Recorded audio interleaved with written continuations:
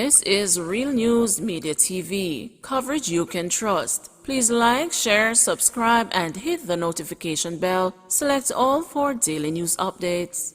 Main suspect in assassination of Haitian president held in Jamaica.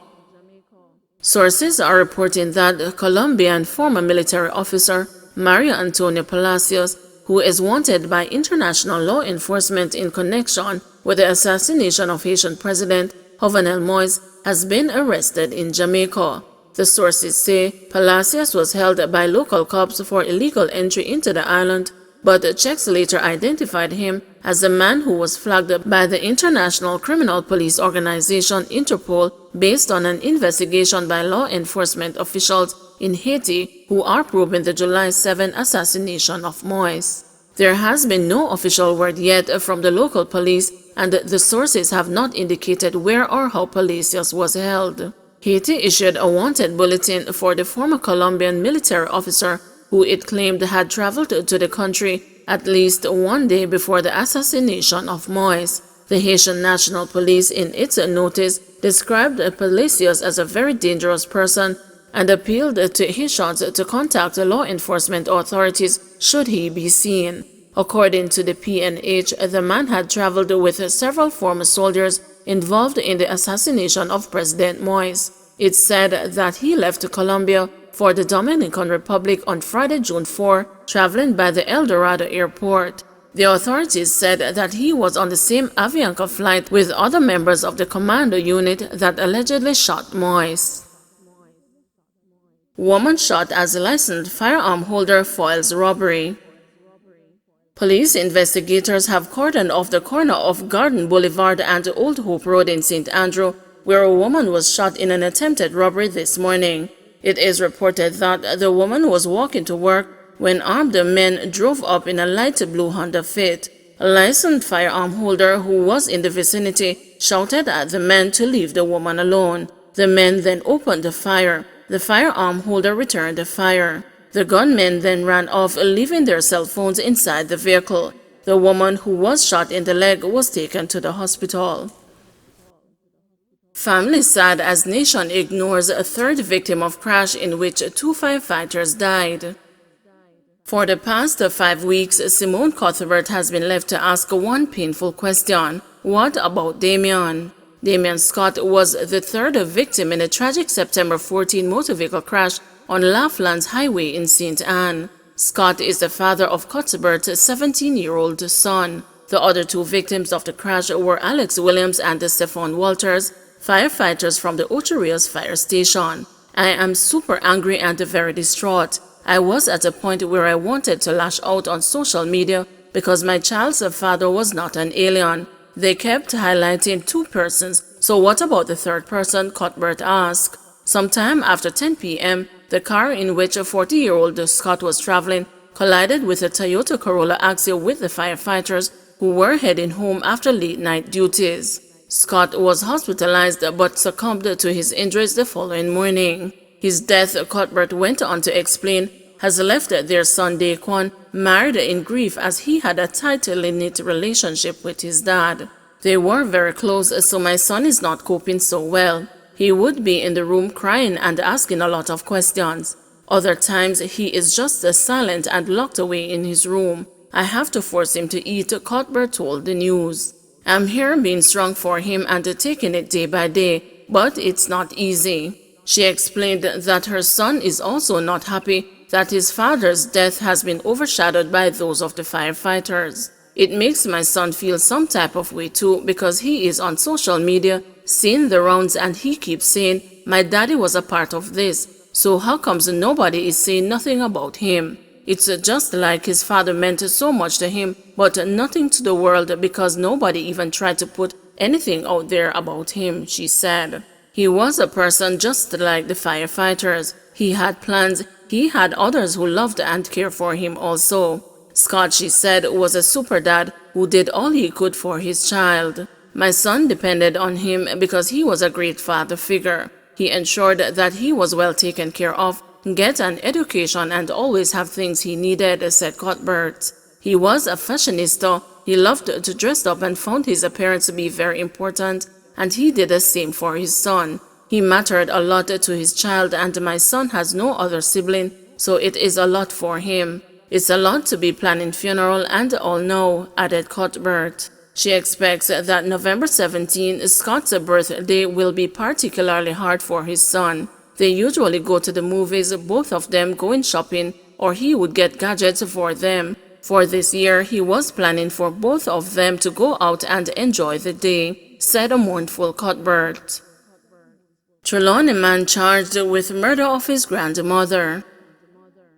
The grandson of the elderly woman who was found dead at her house in Allside District, Trelawney, on Monday has been charged with murder. He is 26-year-old Jermaine Powell, otherwise called the man of Allside District in the parish. It is reported that about 12:15 a.m., Powell reported to the police that he discovered his grandmother's body in her bed covered with blood. The police responded, and on their arrival, Walcott was found with multiple lacerations all over her body. The crime scene was processed and the body was removed to the morgue. Powell was taken into custody and a question and answer session was conducted on Monday, October 18. According to the police, during the session, Powell reportedly confessed that he killed his grandmother. He was then charged. His court date is being finalized. Search on for another girl reported missing in St. Thomas. An Ananda alert has been activated for 16-year-old Nigeri Henry of Whitehall District in St. Thomas, who has been missing since Thursday, October 14. She is of brown complexion, stout built, and about 122 centimeters or 4 feet tall. Reports from the Seaford Police are that about 4 p.m., Nigeri was last seen at the Morant Bay Market in the parish wearing a pink blouse and pink leggings. She has not been heard from since. Anyone knowing the whereabouts of Nigeri Henry is being asked to contact the Seaford Police at 876-982-4280, Police 119 emergency number, or the nearest police station. No photograph was available at the time of this publication. Live firing at Etwinnam Park Gallery Range, secure livestock, JDF warns.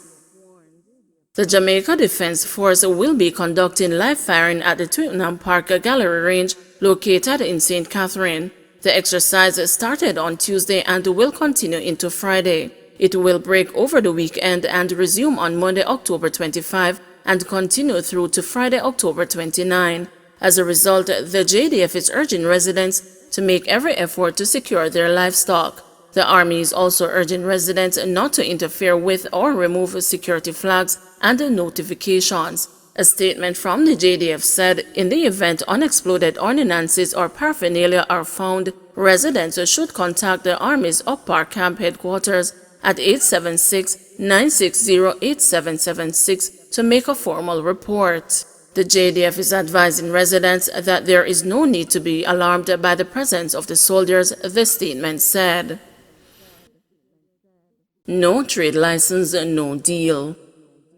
All suppliers doing business with the St. Mary Municipal Corporation must have a valid trade license by November 1. This was announced by Corporation's chairman and mayor of Porto Maria, Richard Creary, during its monthly meeting last Thursday. We are to follow up in terms of our property tax units, which deal with trade licenses.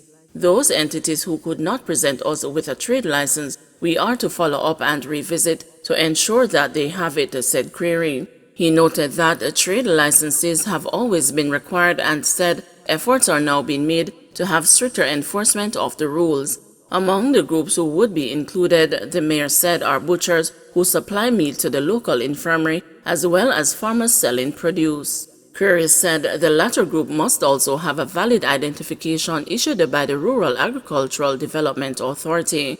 Suppliers who currently engage in large-scale vending with the SMMC and do not have the legally required documents must advise the corporation of the timeline within which they will become licensed, Creary added. He also told the meeting that efforts will be made to enforce the rules surrounding work permits for non-nationals. Some of these Chinese establishments have persons who they bring from time to time from China to work in their establishments, and these persons would need work permits. We would want to check to ensure that the persons so employed have the requisite documentations to be employed in Jamaica, declared the query. Mayor calls for councillors to again receive forms for farm work program. There is a call for the Ministry of Labour to change its position on the issuing of farm work forms for the Seasonal Agricultural Workers Program. Norman Scott, mayor of Spanish Town, is concerned that the ministry has discontinued the allocation of the forms to councillors. He argued that the move is a disgrace, considering councillors are the first line of defense and the first political representatives with whom people usually come in contact. It is the first that no councillors have been allocated farm work farms, and it is really uttermost disgrace to know that members of parliament, they have been allocated as much as 50 farm work farms. It has gone up from 40 to 50, and the councillors who used to get 5, none has been allocated to councillors. So I'm calling on the Prime Minister to do something about this. Councillors are the first line of defense. It is the first representative that the people meet, and councillors all over Jamaica now are being called upon by citizens to give and receive farm work farms, and it is so bad. Citizens are calling on us and we can't respond to them. Don't forget to like, share, subscribe, and hit the notification bell. Select all for daily news updates.